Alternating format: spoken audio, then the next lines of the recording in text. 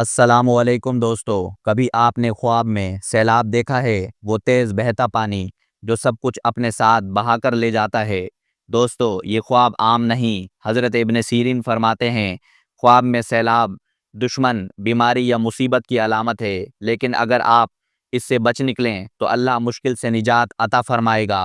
हज़रत इमाम जाफ़र सादिक कहते हैं, सैलाब ख्वाब में 5 मायने रखता है: दुश्मन की ताकत, आजमाइश, गुनाहों की कसरत, अल्लाह का अजाब या फिर एक नसीहत।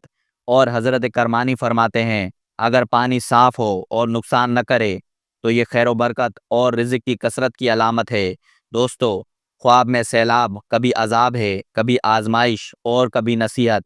लहजा आप अपने आमाल दुरुस्त करें और अल्लाह से रहम मांगें।